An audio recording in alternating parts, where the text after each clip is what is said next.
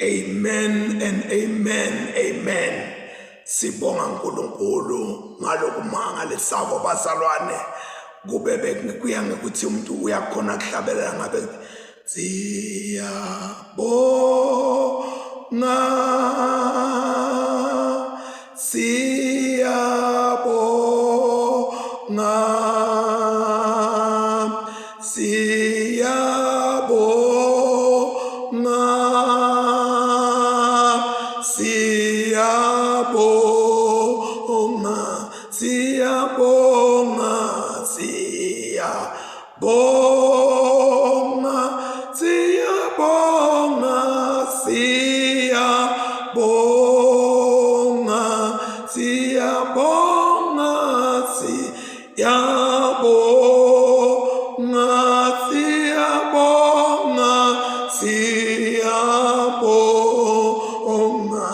Thank you, Jesus. Thank you, Jesus.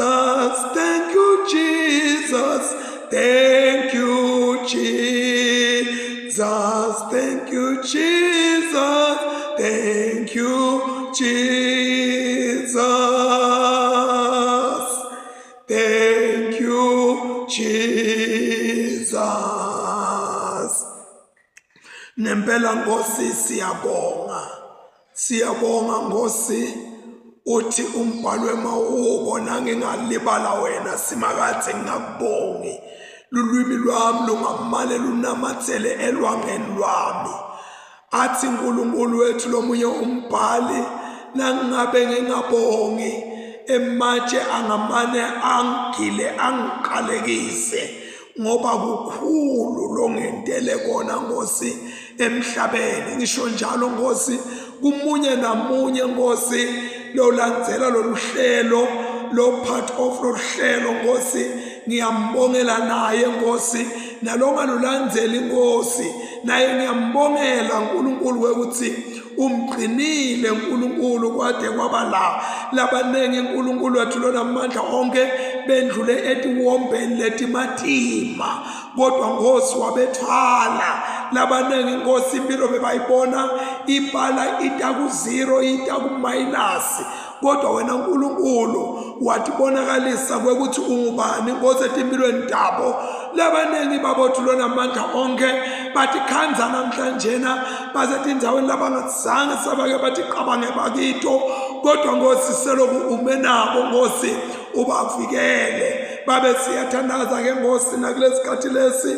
uNkulunkulu wethu lona amandla onke, sukuma Nkosi basukumele abantu bakho, labanye Nkosi basenjabulweni, labanye Nkosi injabulo Nkosi imfushane kubo, kodwa Nkosi bajajuliswa tethembiso takho kuthi umi njalo ulithemba lethu Thixo. Bawotho namandla onke babe ngiyabonga Nkosi kwekuthi in this journey wena uNkulunkulu you've been our shepherd, my God and my Father. Sukela Nkosi umnyaka usuka phansi ube umelusi wethu, waba i-provider yethu, waba i-waymaker yethu. uNkulunkulu singabala sithini, waba i-helper yethu, waba lidwala lethu, my God and my Father. Waba umpheme Nkosi wokuphephela kwetimpilo tethu ngesikhathi lesimatima. Kungako Nkosi sikubonga nakulesikhathi lesi. Thatha ke Nkosi ludumo Nkosi, usiphe amandla ekulimela Nkosi liqinisa babe wethu lona amandla onke, noma ngabe lo mubi Nkosi angafutha lulaka lube ngakanani, babe wethu lona amandla onke abe nema wishes akhe during the course of this year lesisuka kiwo nemithandazo yakhe, kodwa Nkosi kuvuka amahubo 124 verse 6 to 8. My God and my Father, ngalo sendele kona babe wethu umnyaka usaqhubeka, babe wethu lolungile nakuba Nkosi kumbe umnyaka usitena uqala sangabona lokungakanani, kodwa Nkosi lokhu uphetha umnyaka sibuke emuva siyabona Nkosi kwekuthi uNkulunkulu wethu lona amandla onke tinengi kakhulu tinto letentekile letinye Nkosi tishaqisane ligogo, kodwa uNkulunkulu wethu lona amandla onke awukayekeli, awukasitheli, awukasilahli, awukasiqumbeli ngenxa Nkosi yokona kwethu. kodwa uNkulunkulu wemusa nesihawu. Babe wethu lolungile, kungani Nkosi singahlala nje sivale imilomo yethu singabongi? Babe sivile kwekuthi indumiso ingemazulu, emazulu ayindumiso. Babe siyawudumisa ke Nkosi, sibonge umsebenzi wetandla takho losendela wona imihla ngemalanga naKristu Jesu Nkosi manje naphakade. Amen and amen. Angeke ngize ngiyekele bazalwane lokuthi we have come together as the family of God in our Father's presence to offer him praise and thanksgiving, to hear and receive his holy word, to bring before him the needs of the world, to ask his forgiveness of our sins, and to seek his grace that through his Son, Christ our Lord, and that we may serve you, Lord, in the newness of life as we walk with you.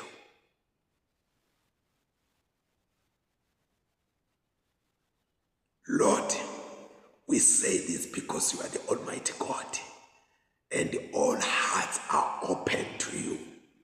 No secret are hid. And Lord, we beseech you to cleanse our heart through the inspiration of your Holy Spirit, that we may perfectly serve you and mightily magnify your holy name, oh my God, and our lives. Iphefumule tindo letisha.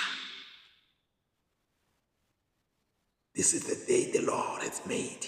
Let us rejoice and be glad in it. Lord, open our lips that we may glorify and praise your name. Glory to the Father, and to the Son, and to the Holy Spirit, as it was in the beginning, is now, and will be forever. Amen. Praise the Lord. Hallelujah. Let us call to mind and confess our sins.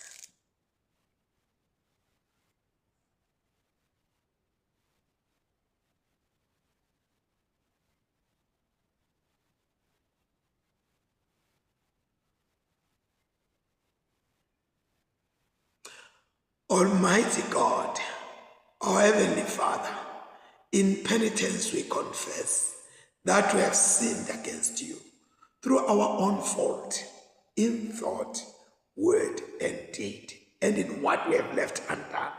But for the sake of your Son, Christ our Lord, forgive us all that is past, and grant that we may serve you in newness of life, to the glory of your name.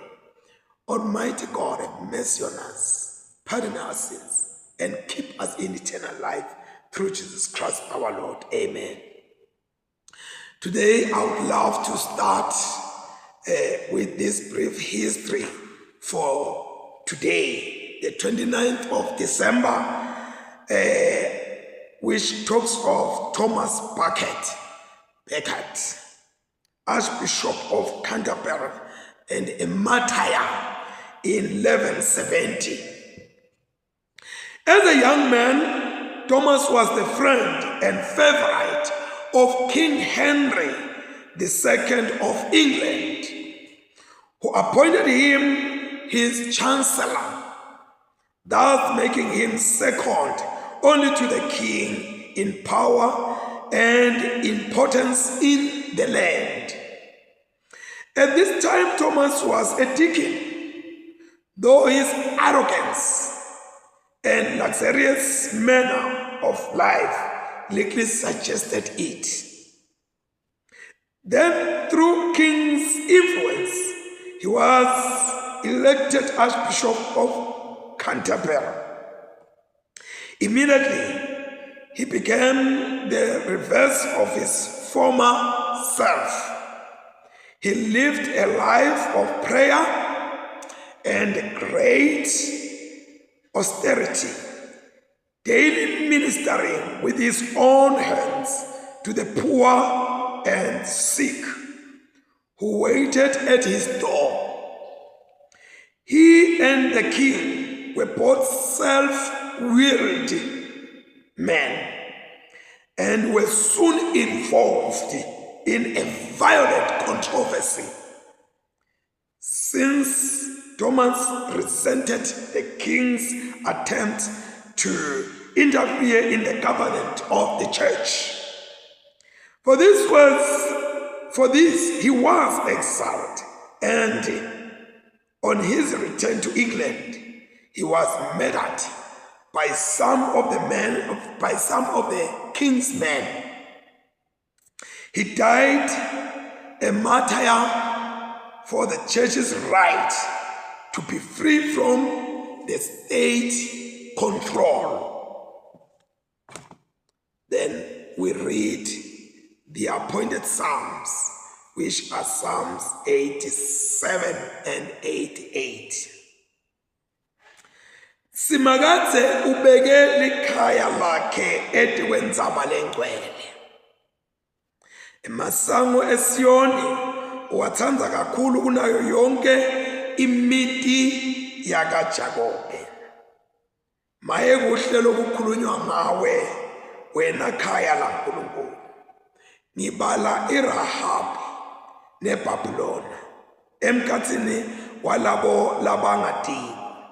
Yebo, emaFilisti nebaseThire nebaseKushi bonke labo bantu badalelwa eSiyoni.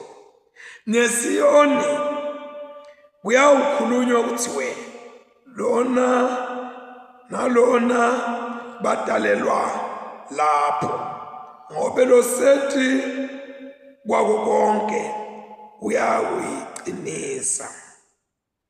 Simakadze uyakuthi bhalisa tonke tive athi les sadalelwa eSiyoni. Bahlabeleli nebadlali ngalokufana nako bathi yonke imithombo yami ikuwe.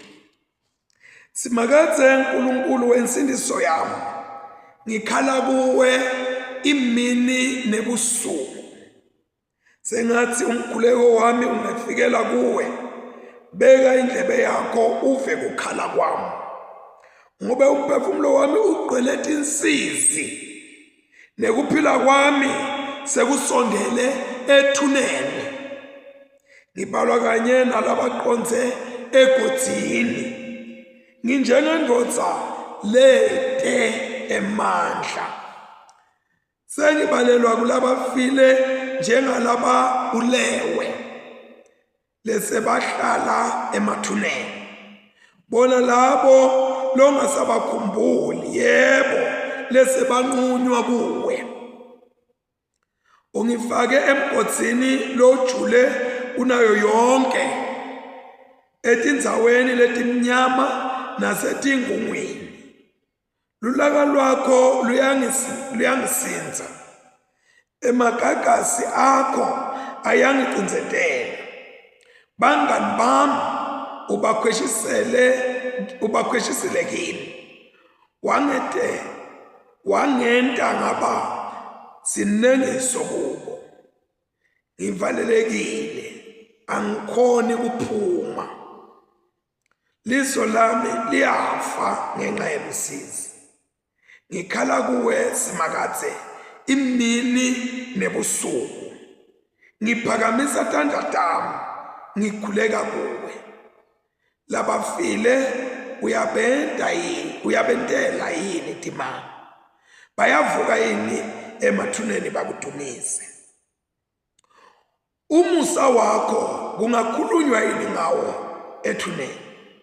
Kwethembeka kwakho kungakhulunywa yini ngawo ekubhujisweni? Timangaliso takho tingatiwa yini ebumnyameni? Kulunga kwakho kuyatiwa yini eveni lalabo labangasakhumbuli? Kodwa mina Simakadze ngikhala kuwe, ngicela lusito kuthi kusa ube uhlangabetana nemikhuleko yami. Hawu Simakadze, ungilahlelele, ungifihlelelani buso bakho? Ngihlupheke kakhulu ngaba sengodini yekufa kwasebusheni bami. Ngashaywa luvalo ngasangana. Lulaka lwakho loluvuthako lungehlele. Kwesabisa kwakho ungicedzile kungidungeleta njengemanti onke emalanga kungidungeleta kanye kanye sihlobo sam nemngani wami ubaqoshile bakhashana nami umnyama sebungumngani wami akuthunyiswe uyise nendotsana namoya oyingcwele njengoba bekunjalo ekuqaleni senjalo nanyalo yawuba njalo kude kube nini nanini amen. Excuse me. Sifundo sekuqala siphuma eTestamenteni elidala sibhaliwe encwadini yemprofeti Samuel yena awesibili sahluko 22 verse 13 to 17b. The first scripture reading is from the Old Testament, written in the book of 2 Samuel, chapter 23, verse 13 to 17b. Ngesikhathi sanakuvunwako tingwazi letintsatfu kuleti letati ngemashumi lamatsatfu tehlela kuDavide ngasemgedzeni wase-Adulamu inkumbi yemafilisti isakambe esigodini seMarafa. Ngaleso sikhathi Davide abesekhatsi enqabeni kanti libutho lemafilisti lona lalise Bethlehem. Davide wathi vela asomile wase uthi awu ube mane ungaba khona lo yangikhela emanti ekunatha ngomele emanti asemthonjeni lo ngasesangweni lase Bethlehem. Ngako letingwazi letintsatfu tesisuka lapho tabhidla tiqheme temabutho emafilisti ngenkani taphumela ngale daze tafika emthonjeni lo ngasesangweni lase Bethlehem takha emanti tabuya nawo kuDavide. Kodwa Davide wala kuwanatha lamanti esikhundleni saloko wawathululela phansi embi kwaSimakadze. Davide wathi awu Simakadze akube khashane nami ukuthi ngiwanathe lamanti. Siphela lapho sifundo sekuqala. Sifundo sesibili siphuma eTestamenteni elisha sibhaliwe encwadini ya 2 John chapter 1 verse 1 to 13. Actually there is no chapter. Says I join the chapter. It's 2 John verse 1 to 13. That is how it is. 2 John verse 1 to 13. Lencwadi iphuma kumbonisi iyakumake lokhethiwe nakubantu bakhe. Lengibathanza ngeliqiniso kungesimi ngedwa kodwa nabo bonke laba latiko liqiniso ngenxa yeliqiniso lelihlala kithi naleliyawuba nathi phakade naphakade shangathi umusa nesihawu nekuthula lokuvela kuNkulunkulu loMbabe nakuJesu Kristu indvodzana yeyise kungaba nathi ngeliqiniso nangelithando. Maye ngajabula nangikhanda kuthi labanye bebantu bakho bahamba eqinisweni njengobe sayalwa nguBabe. Namanje ngiyakunxusa-ke make kungesiko ukuthi ngikushayela umyalo lomusha kodwa wona lowo lesawuva ekuqaleni wekuthi sifanele sithandzane. Ngulolo-ke luthando ukuthi sihambe ngekwemiyalo yakhe. Ngiwo lo myalo lekumelwe ukuthi nihambe ngawo. Njengoba neva kwasekuqaleni bakhohlisi labanyenti baphumele emhlabeni, bantu labangeke bavume ukuthi Jesu Kristu weta waba ngumuntu. Umuntu lonjalo ungamkhohlisi, umuntu lonjalo ungumkhohlisi namphiki Kristu. Diqapheleni nine kuze ningalahlekelwa nguloko lesenikusebentele, kodwa nemukeliswe umvuzo wenu lophelele. Umuntu longahlali emfundisweni yaKristu kodwa ayenqe ngentulo usuke ade uNkulunkulu. Kodwa umuntu lohlala emfundisweni unababe nendvodzana bobabili. Nakufika umuntu longeti nalemfundiso ningabomemukela emakhaya enu, futhi ningambingeleli nekumbingelela. Ngobe umuntu lombingelelako ubambisana naye emsebentini yakhe lemibi. Nome nginalokunyenti benginganitshela kona, angite ngakubhala phansi.